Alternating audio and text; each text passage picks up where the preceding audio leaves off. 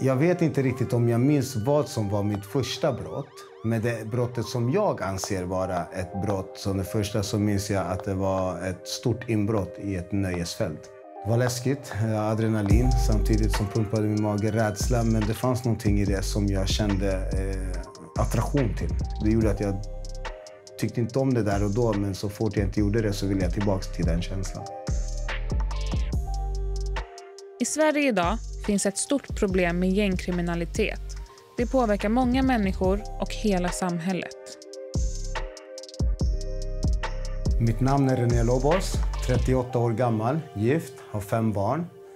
Och har själv varit aktiv gängmedlem förut och levt destruktivt inom missbruk och alltid djupt involverad i kriminalitet. Men tog mig därifrån för lite mer än 7 år sedan. Det som gjorde att jag började begå brott var en saknad av en fadersgestalt in i mitt liv. Min pappa var själv aktiv kriminell och levde väldigt djupt involverad i det också. Så det gjorde att jag automatiskt drogs till människor som var likasinnande som honom. Och det var inte så mycket att jag drogs till kriminaliteten, jag drogs till saknaden av honom. Och sen när jag väl tog den steget in till den livsstilen så kunde jag inte riktigt slita mig därifrån. Att bryta sig loss från gängkriminalitet är en utmaning som kräver stöd på flera fronter. Psykiskt, socialt och ekonomiskt. Men vägen till ett framgångsrikt avhopp är lång och full av utmaningar. Jag heter Lina Egerberg och arbetar som verksamhetschef på Fryshusets avhopparverksamhet, Passus och Exit. En avhopparverksamhet är ju en verksamhet som hjälper människor som vill lämna en kriminell livsstil och som vill lämna kriminella gäng. Och det man hjälper till med är ju ofta alla delar i livet, inte bara att lämna själva kriminaliteten, utan också hjälp med till exempel boende, att få ett jobb och framförallt med terapi och all hjälp med sitt mående och sina känslor och att klara att göra den här jättestora förändringen av livet. Man mår också väldigt ofta väldigt psykiskt dåligt. Man har upplevt våld, kanske varit utsatt för våld. Man har ett så kallat trauma eller posttraumatiskt stresssyndrom. Och nästan alla i vår målgrupp är ju också narkotikaanvändare i någon form. Alltså livet i fängelse, det var... Självklart, det var ju klart att det var jobbigt.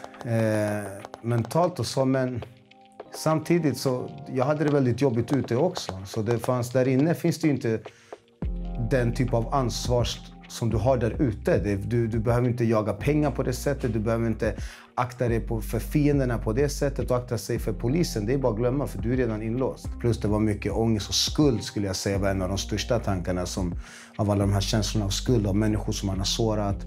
Allt från oskyldiga till skyldiga till anhöriga på det sättet genom att du väljer att leva på det sättet. Så det var mycket de tankarna jag försökte stilla ner och inte tänka så mycket.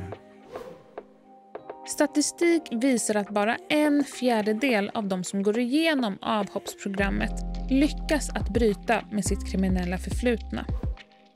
Det visar på hur svårt det är att förändra sitt liv och att programmen måste anpassas för att möta varje individs unika behov.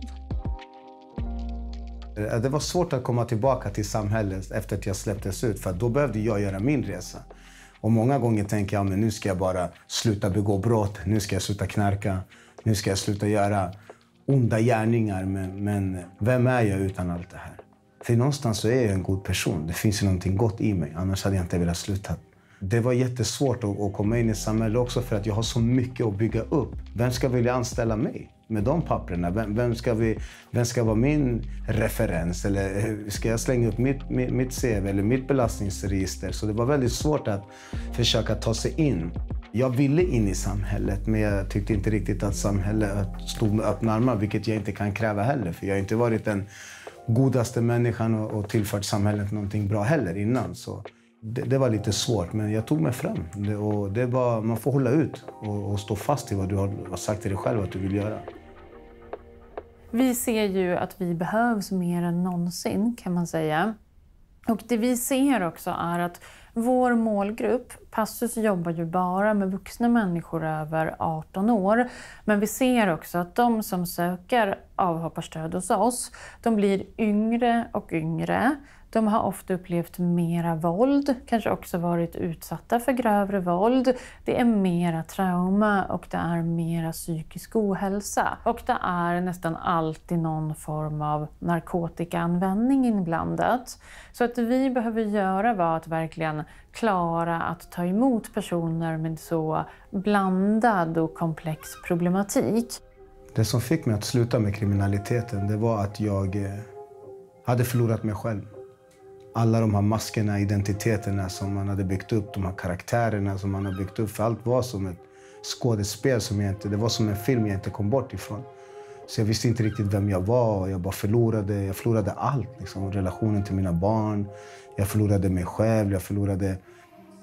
Om jag byggt upp någon form av ekonomi så var den helt förstörd. Och alla relationer som kom, det var så destruktiva, det var så toxiskt allting. Så jag kände bara att när jag väl kände att jag visste inte ens vem jag var längre, då bestämde jag mig för att jag behöver komma härifrån. Det jag var orolig över, det var att jag inte skulle kunna se mig själv som en bra förälder. Jag var orolig att jag inte skulle klara av att leva ett hederligt liv. Ett liv utan droger, ett liv utan kriminalitet, allt det här tänkande, allt som vad kriminaliteten har att erbjuda, allt vad mörkret har att erbjuda. Jag kunde inte se mig själv att jag skulle sköta ett jobb, att bli en bra man, att bli en bra son, att bli en bra pappa. Det fanns inte i mina tankar, för jag hade inte den självbilden.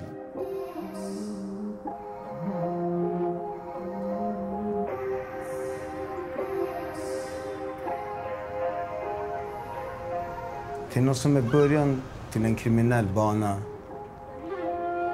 Du behöver inte göra det här. Du behöver inte gå in i det där. Innerst inne så vet du att det är fel. Och det finns så mycket i din omgivning som kanske säger att du behöver göra, du måste göra det här. Och du kanske tänker att det är lätt för dig att säga, nej men jag vet. Det finns något helt annat. Så jag förstår att det finns ett varför du går in i det. Men jag tror att ditt varför till att du ska gå ut ur det är mycket större. Och jag skulle säga att det inte är värt någonstans. I slutändan det kommer inte vara värt det. Det spelar ingen roll hur mycket ekonomi du gör, hur mycket status du får. För i slutändan det kommer inte betyda någonting. För du kommer bli bortglömd, bortvald och ännu en gång förkastad.